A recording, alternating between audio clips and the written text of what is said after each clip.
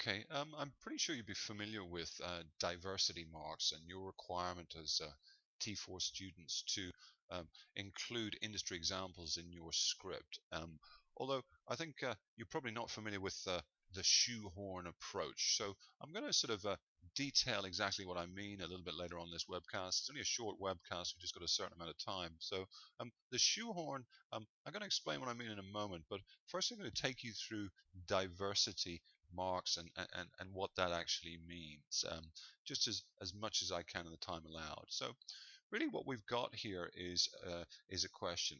Uh, Diversity marks. We're talking about using industry examples and relating them to the issues within our T4 report that we produce on the day. So let's say that we have 4 issues. We've got to build in a good industry example that's really specific to that issue. So if you think about it, the examiner has the opportunity to set this exam well in advance and think about just a variety of different issues. So the problem that students have is finding a diversity example or an industry example that ties in with that issue. And that, I can tell you from being a T4 marker, the number of scripts that I mark, is causing students a big, big problem. Okay?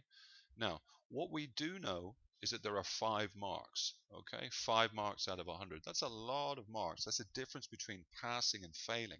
This particular point that I'm making, and maybe even the shoehorn approach, might help you pass this exam. Sometimes the margins of error are very, very small at T4. A lot of people get 24 out of 50. That's just 1 mark. Okay, so what we need to do here is to appreciate that there are 5 chances. Okay, now what happens within mock exams, and I suspect that this happens on the day of the real exam. I'm going to give you an example of 2 scripts or 2 marking forms, 2 real ones, live ones as it were, from students that we've had at Astranti, who both have now passed, by the way. And I'm going to give you 2 examples of what people are doing within their mock exams in relation to diversity. Okay, so what you've got here is the Astranti marking grid. You'll be familiar, I expect, with the unusual marking grid for T4. It's completely different from any exam that you've done. Now, what I've done here is just cut out the diversity section. And what you've got is, several columns here. So this one here, this is mock number 1, mock number 2, mock number 3. So this particular student has scored 0 out of 5 for diversity. Yeah?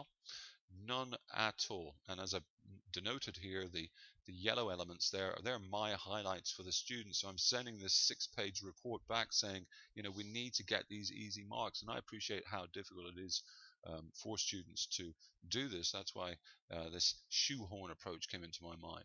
So let me tell you what this reads, actually, just in case it's too small for your screen or you're looking at it on a phone.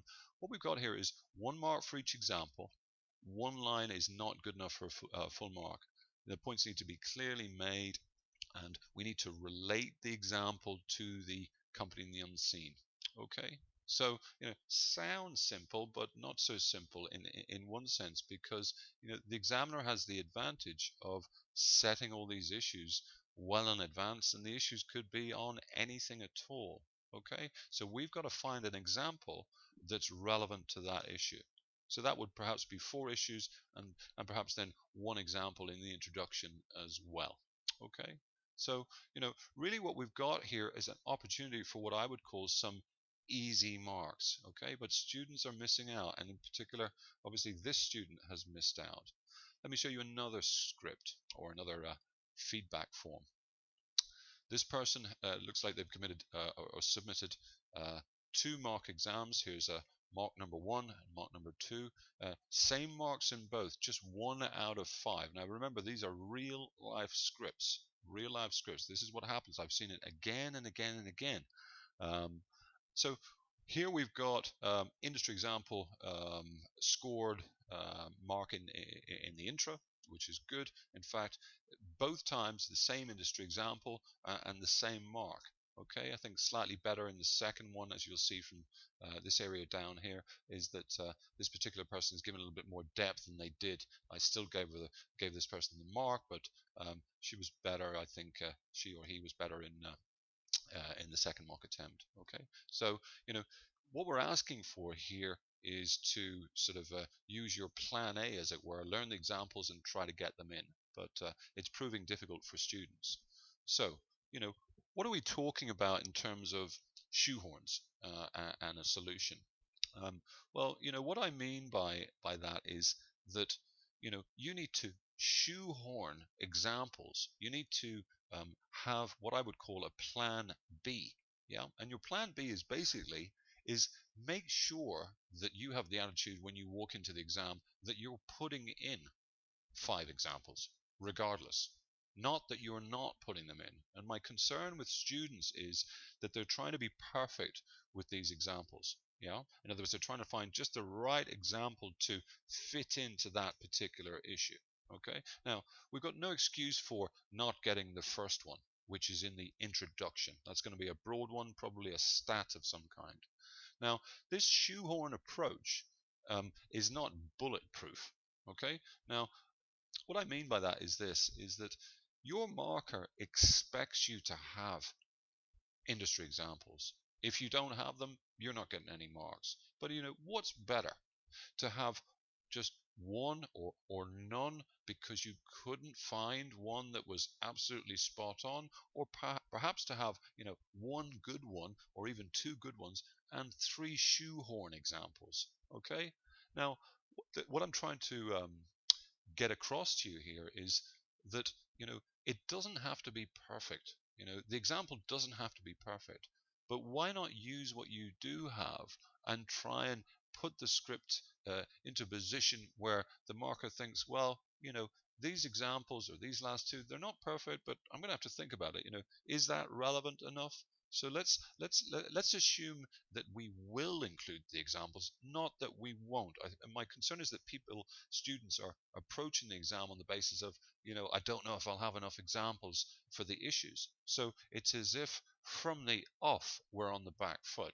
So let's reverse it. I'm not saying it's easy. Let's reverse it and say examples are going in. They are going in one way or another. I'm going to try and get an example in. Let's have a good list learned in a variety of different areas. Now, what you'll see is that, excuse me, I put a quote there at the bottom of a chap who emailed us after one of our master classes, and where I first discussed the shoehorn approach, which got a bit of a giggle, as you'll appreciate. Now, that wasn't my plan to get a giggle. What I'm trying to do is get you marks, because that's what you need. Now, this particular chap emailed me after the masterclass that we did, and also emailed me after he got his results. He got 28 out of 50. He was absolutely delighted. Now, I'm not suggesting that using the shoehorn was the reason for him passing, or that he definitely got those 2 marks that he's touched on there for his industry examples. I'm not saying that at all. I'm saying, as I mentioned earlier on, what's better?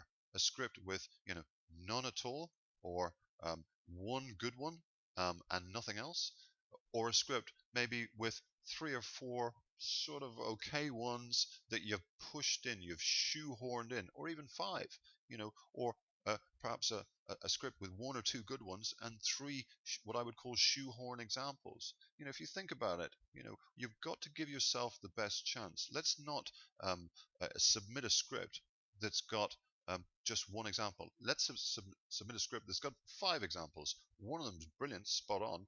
The other 4 are a little bit in the middle. Yeah. Okay, so you've got to give yourself the best chance of passing, and why not shoehorn these examples in, as this particular chap did. And I can tell you his email was quite comprehensive. When he passed, he was delighted, and I was delighted for him too. So it may well be the shoehorn had an effect, maybe not, but at least let's take a chance. Okay.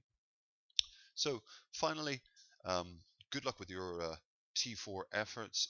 Good luck on exam day, and also good luck for your results. Hope that you'll consider at least this plan B of the shoehorn approach. It's certainly not going to lose you marks, I can assure you of that. And it may well give you the opportunity to score an extra few of those valuable diversity marks if plan A doesn't work for you on the day. Okay, thanks very much.